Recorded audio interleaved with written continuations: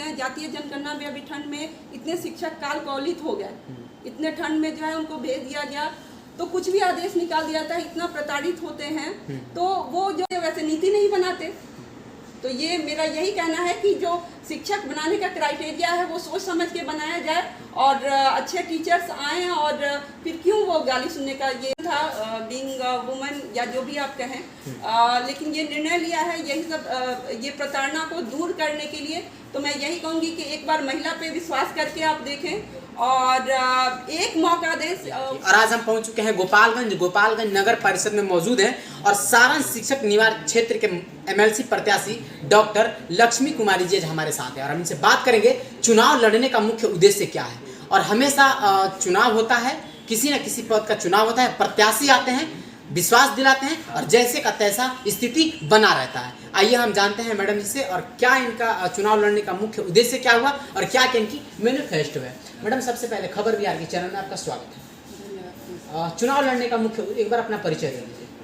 मेरा नाम डॉक्टर लक्ष्मी कुमारी है, मैं असिस्टेंट प्रोफेसर हूँ PG department of political science Veer Kunwar Singh university Ara में, और मैं प्रत्याशी भी हूँ सारण शिक्षक निर्वाचन क्षेत्र उपचुनाव 2023 की। जहाँ तक क्वालिफिकेशन की बात करें तो मैंने ग्रेजुएशन में इंजीनियरिंग किया है कंप्यूटर साइंस से, उसके बाद मेरा SCL टेक में कैंपस प्लेसमेंट हुआ। लेकिन जो है मुझे लगा कि इनर कॉलिंग कुछ और है, भले ही सामाजिक रूप से मैं सफल थी, लेकिन उसके बाद से जो है मैंने JNU से एंट्रेंस क्रैक करके और मास्टर्स MA पॉलिटिकल साइंस किया और वहाँ जाके जो है कि अपने रूट्स को जो है वापस आना, अपने जड़ को पहचानना और वापस अपने गिव बैक टू सोसाइटी का, ये सब चीज़ों का जो है मुझे भान हुआ, बहुत अच्छे से एहसास हुआ।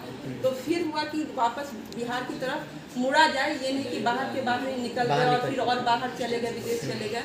तो उसी समय बिहार सचिवालय में एक वैकेंसी आई और मैंने जो है उसको ज्वाइन किया सिस्टम को समझने के लिए, क्योंकि मेरे मन में कहीं ना कहीं नकारात्मक एक बोध था फंक्शनिंग को लेकर, तो मुझे खुद समझना था कि ऐसा क्यों है। तो उसमें जब जॉब कर रही थी उसके कुछ समय बाद BPSC से बहाली आई असिस्टेंट प्रोफेसर की, और उसको जो है मैंने क्लियर करके और असिस्टेंट प्रोफेसर के रूप में आरा में ज्वाइन किया है। अच्छा मैडम, चुनाव लड़ने का मुख्य उद्देश्य क्या है?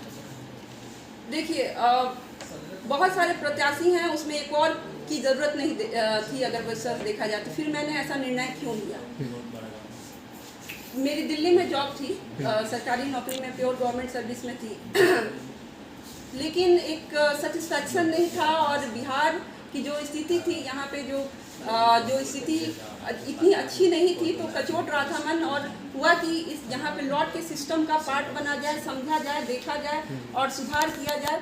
तो यहाँ पे मैंने शिक्षकों की स्थिति ये देखी कि शिक्षक इतने प्रताड़ित हैं। जब मैंने ज्वाइन किया था तो मैंने ये नहीं सोचा था कि शिक्षकों की ऐसी स्थिति है। जब सिस्टम में और घुसे तब पता चला कि शिक्षक जाते हैं ऑफिस में और उनको बैठने तक को नहीं कहा जाता है।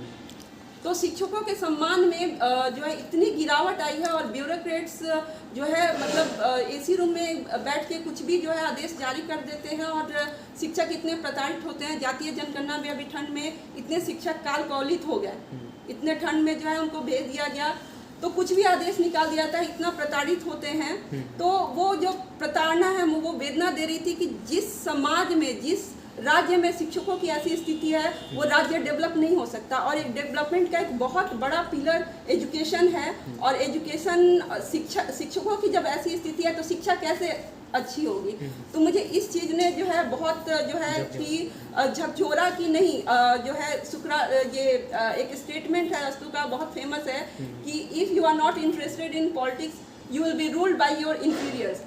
तो इसलिए महिलाएं खासकर समझती हैं कि ये जो है कुछ गंदा सा कुछ क्षेत्र है, ये बेकार है, राजनीति में क्यों जाना है। तो मुझे लगा कि नहीं, बिल्कुल इसमें जाना चाहिए, और इसकी सफाई हम नहीं करेंगे तो कौन करेंगे। और इसके अच्छा, शिक्षा की अगर बात किया जाए तो आज देखा जाए तो शिक्षा बहाली के लेकर के, शिक्षा बहाली उन लोगों के हाथों में दिया जाता है जो मुखिया है कि नहीं। तो क्या आपका इसके लेकर के क्या आपका विचार?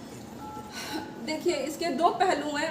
जब हम लोग पॉलिटिकल साइंस पढ़ते थे तो डिसेंट्रलाइजेशन को हम लोग मानते थे कि बिल्कुल बहुत अच्छा है, गांधी जी भी जो है तो ये जो एक करके देखा गया, तो इसके पीछे थोड़ा और सोचना और समझना चाहिए था। शिक्षा इतनी महत्वपूर्ण चीज़ है कि पॉलिसीज़ और जो योजना का इम्प्लीमेंटेशन अपनी जगह है, और शिक्षक जो है, और मैं तो समझती हूँ कि यूनिवर्सिटी टीचर से ज़्यादा इम्पोर्टेंट प्राइमरी टीचर्स होते हैं। तो उनकी जो नियुक्ति, जो क्वालिफिकेशन, उसमें किसी तरह का कॉम्प्रोमाइज़, ये जो नियम बनाने वाले हैं, नीति बनाने वाले हैं, उनको सोचना चाहिए था कि क्या पैरामीटर रखें हम लोग। इतना अच्छा कम से कम रखें कि फिर आपने पैरामीटर नीचे रख दिया और किसी तरह से करके, और जब शिक्षक उस नियम को क्लियर करके आए और उसके बाद गाली देने का काम किया जाए, तो ऐसा नहीं चलेगा। तो ये बहुत गलत बात है कि जो है शिक्षकों के प्रति इतना नकारात्मक का बोध करवाया जा रहा है कि भाई नियम बनाने वाले शिक्षक तो नहीं थे कि उन्होंने कहा कि ये नियम बना दीजिए कि हमारा मुखिया से हो कि किनके माध्यम से हो, वो बना दिएगा, उसके बाद शिक्षक गाली सुन रहे हैं, ये कौन सी बात हुई।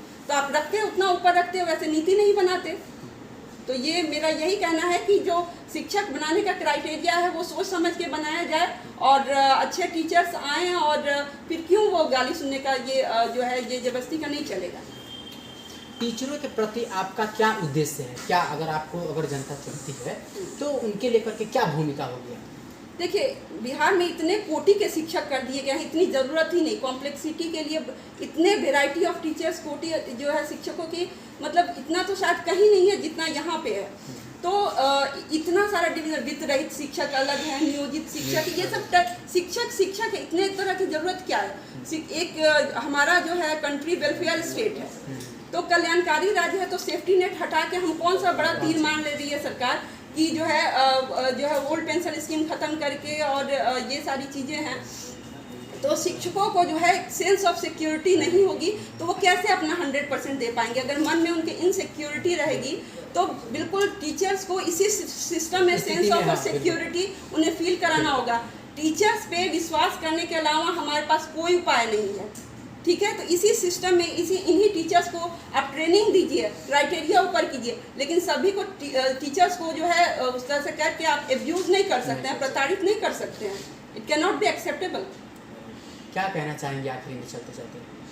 तो मैं यही कहूँगी कि इन्हीं सब वेदना और प्रताड़ना को देख के जो है ये एक टफ डिसीजन था, बीइंग वुमन या जो भी आप कहें, लेकिन ये निर्णय लिया है यही सब ये प्रताड़ना को दूर करने के लिए। तो मैं यही कहूँगी कि एक बार महिला पे विश्वास करके आप देखें, और एक मौका दें, उसी से जो है मेरा क्या इंटेंशन है काम करने का और क्या जज्बा है और नीयत है वो समझ में आ जाएगी। फिर मैं दूसरा मौका नहीं मांगूंगी अगर मैं गलत साबित हुई हूँ तो। और क्रमांक मेरा 10 है बैलेट पेपर पे, तो कृपया मुझे प्रथम वरीयता देकर अनुग्रहित करें और शिक्षक हित को आगे बढ़ाएं। अच्छा मैडम जी, ये जो सारण शिक्षक निवर जो क्षेत्र है, इसमें कौन लोग चुनाव देते हैं? कि कुछ दर्शक देखते हैं, कमेंट करते हैं बहुत कि अच्छा कौन लोग चुनाव करते हैं? बिल्कुल, सारण शिक्षक निर्वाचन क्षेत्र में 5 जिले आते हैं, पूर्वी चंपारण, पश्चिमी चंपारण, गोपालगंज, सिवान, सारण। तो इसमें जो high school and high school एवब, यानी कि हाई स्कूल +2, कॉलेज, यूनिवर्सिटी, मान्यता प्राप्त बीएड और आईटीआई के जो शिक्षक हैं जिनका 3 वर्ष से ऊपर का अनुभव है, उनको इसमें वोटर बनना पड़ता है जब भी चुनाव होता है। इसके लिए अलग कितने दिनों के अंतराल में वोटर? तो 6 साल से ये चुनाव होता है, क्योंकि ये उपचुनाव है, 2020 में हुआ था, तो अभी उपचुनाव है, फिर भी नई बार वोटर बनना पड़ रहा है। तो जो अब वोटर बच गए हैं वही 31 मार्च 2023 को वोट कर पाएंगे। यही है। चलिए, बहुत बहुत धन्यवाद। और आप देख रहे हैं